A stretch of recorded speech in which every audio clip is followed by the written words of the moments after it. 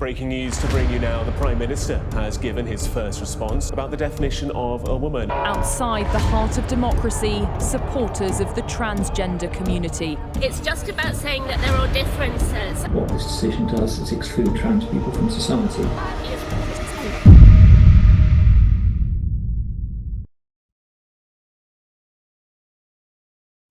Welcome to Tactical Truths, the go-to series for military news, tactical analysis and frontline stories that matter.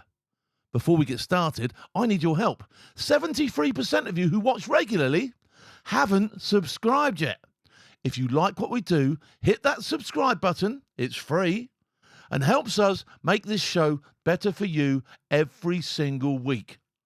I'm Phil Campion, former UK SAS, and this is Tactical Truths.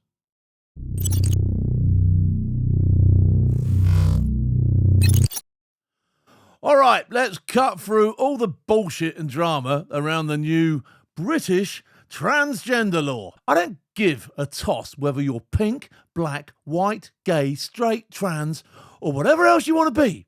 The only thing that matters, especially in the armed forces, is this. Can you do your job? Can your mates count on you in a firefight? Integration, cohesion, trust, that's what keeps our lads and lasses alive out there. So, forget the politics and the headlines. Today, we're delivering the raw, no-nonsense, tactical truth about what really matters in uniform. Right, come on, let's dive in and get this done, shall we?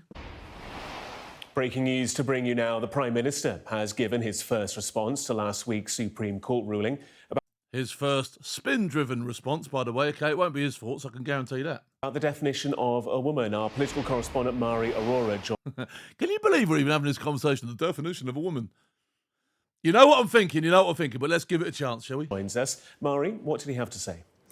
Morning, Gareth. Yes, so this is the first time we have heard from the Prime Minister himself in regards to the Supreme Court judgment last week around the Come on then, get on with it. definition of a woman in the Equality Act here in the UK. And he's been speaking to local journalists. One of the things he said was, I'm really pleased the court has now clarified. I'm really pleased the court has clarified. I really am, do you know what I mean? How long would it take you and why was it there in front of you in the first place? But let's sit right that aside. Let's see what they had to say, shall we? The position.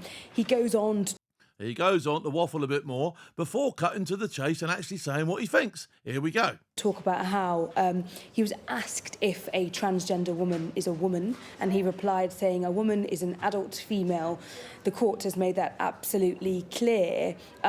He didn't say the words no. A woman is an adult female, but he's still messing about around the block here. He's still going, he won't say yes, he won't confirm and deny, will he? No, when he was directly asked if a transgender woman was a woman. But I think from that quote, we can assume that he is on board with the Supreme Court rulings. Of course he's on board with the Supreme Court rulings.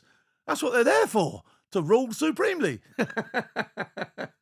Guidance. This was actually happening while he was visiting a breakfast club for a completely different policy announcement this morning around rolling out breakfast club policies, but also while he was there, understandably, local Good chat for a breakfast club, that. Good chat for a breakfast club, innit, eh? Journalists were wanting to know his position on national policy areas as well. He went on to say he welcomed the judgment from the Supreme Court. He said it allows those drawing up the guidance, so realistically the Equality and Human Rights Commission, is that it allowed them to be clear in terms of when they are writing up that guidance. And he said it was a welcome step forward from the Supreme Court as well. There you go. So he's basically towing the parting line and doing what he's told there. Do you know what I mean? Right, blah, blah, blah. Carry on, Keir. Outside the heart of democracy, supporters of the transgender community gathered in their thousands to say one thing. Here we go. This lot ain't going to like what's been said, are they? They're not going to be happy, are they? It comes just days after this. Unlike these people here, who were delighted by it. Women's rights campaigners outside the Supreme Court after a ruling that the legal definition of a woman is based on biological sex. For both sides. There you go. And I think that is, personally, I think that's a sensible thing to do, isn't it? Do you know what I mean? It's the right and proper thing to do. Sides, how they communicate is the same. All women's rights are human rights. Trans rights are human rights. Trans rights are human rights. What they're communicating, though, so utterly different. Trans liberation. Against a backdrop marching through Westminster, trans support groups voice their concern, in total disagreement with the Obviously, these people here are completely against what's going on and won't agree with what the law has been passed now. judgment of the UK's highest court. The ruling itself relies on an idea of biological sex, which they also then fail to define. They're not telling us, is that chromosomal? Is that hormonal? Is that based on genitals? No one knows what that actually means. It's based on a lot of information that's been given to them to disseminate and come out with what is now going to be accepted in law. And you want to go up against it still. Practice for people who are having to decide who has access to.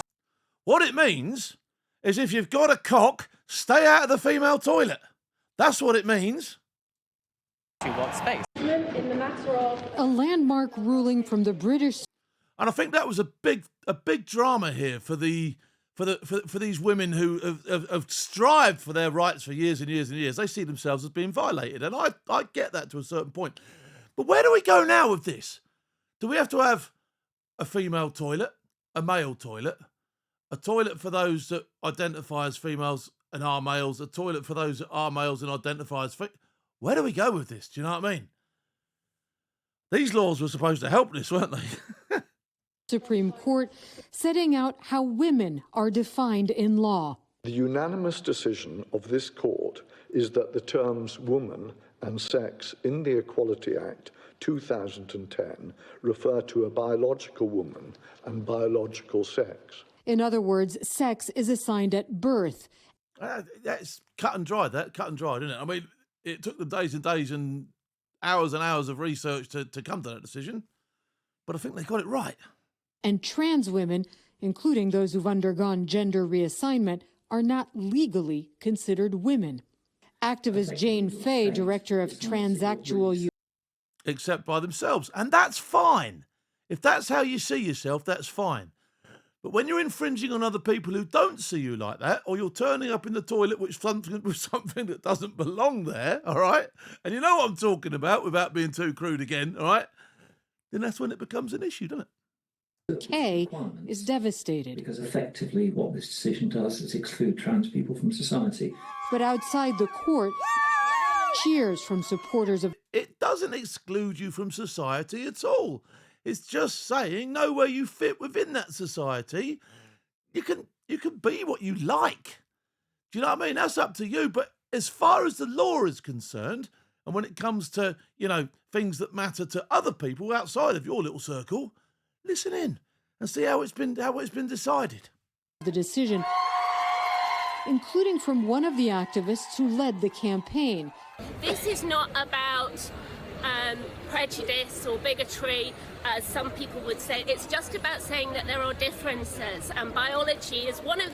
Absolutely. And she's right there. It's not about prejudice. It's not about bigotry. It's about what is right and what is wrong. Those differences. In its ruling, the UK Supreme Court stressed that this legal definition does not strip trans rights, as they would still be protected by anti-discrimination laws. But the decision could affect policy decisions related to participation in sports, the military, and female-only spaces, among other areas. The sports is a huge one, isn't it? The sport. No one wants to see a young lady who's trained as hard as she like getting dropped by a geezer. Nobody wants to see that.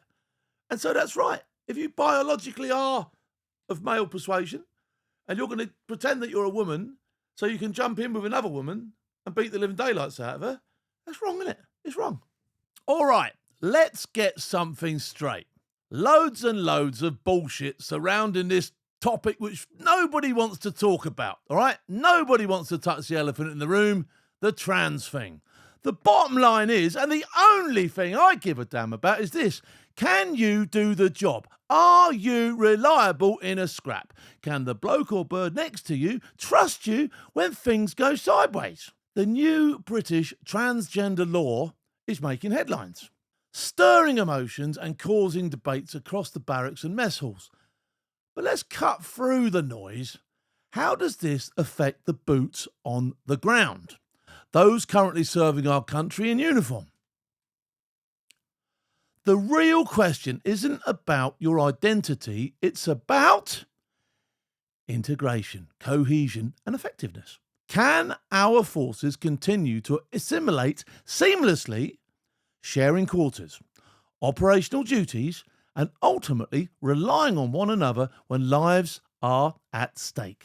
Here's the tactical truth. UK forces have always adapted, evolved, and overcome any challenge thrown in their way, be they social, political, or tactical. What matters isn't who you are outside of the wire, it's how you perform when you're inside it. Standards and discipline don't discriminate. Neither do enemy bullets. In uniform, we're one team, one fight. As long as the mission comes first, as long as respect is mutual, and as long as standards are upheld, then your gender, sexuality, or background simply isn't my concern. I couldn't care. So will the new trans law shake things up? Perhaps on paper, perhaps in debates, but on the ground is where it counts. If you can soldier on, that's good enough for me. End of. Subscribe to this channel for more straight-talking tactical truths and insights.